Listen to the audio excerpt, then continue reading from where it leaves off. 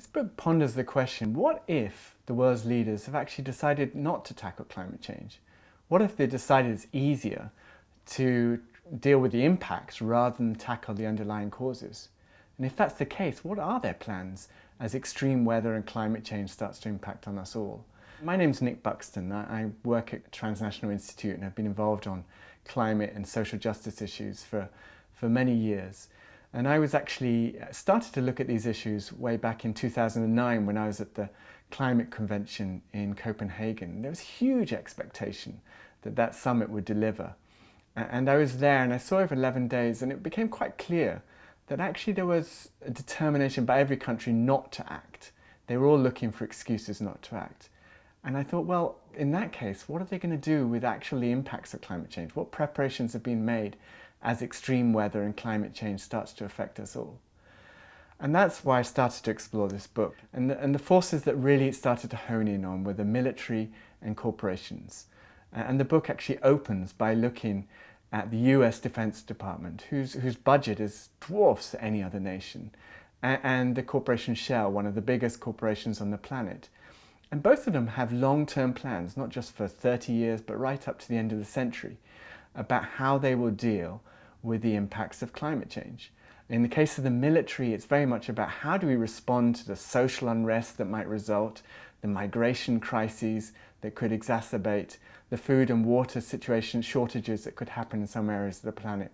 And how do we control the unrest and keep stability, particularly for corporations to continue to act, and for those who already have wealth to keep that wealth.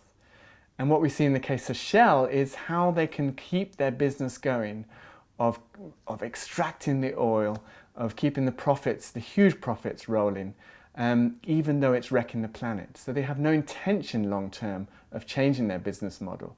Their business model is wrecking the planet and their determination is how to keep that going. And what we see in all of this is that corporations and the military are very much responding in a paradigm of control. It's security. And that this word security has suddenly infected every part of daily debate. We see it, food security. We see it very recently now with everyone saying we need security of our borders to protect against refugees. We need water security. And in all of these cases, what you see is those who are being secured are the corporations and those who have wealth. And those who are losing out are those who are actually suffering the most from climate change. So the peasant who has their land grabbed in the name of food security, the community that no longer has control of their river because a corporation has taken it in the name of water security, or the protesters against coal power stations who are actually trying to stop the climate crisis, being repressed and having their civil liberties taken away in the name of energy security. In each of these cases, the security is quite clearly for a small proportion of people and insecurity for the vast majority. I think this is one of the most important issues of our age is do we want to leave our future in the hands of corporations and the military? Or do we want to reclaim that future and put it back in our hands? And what we see throughout the book is that there are many inspiring examples of communities who are not just resisting this paradigm of security, but are actually putting forward alternatives.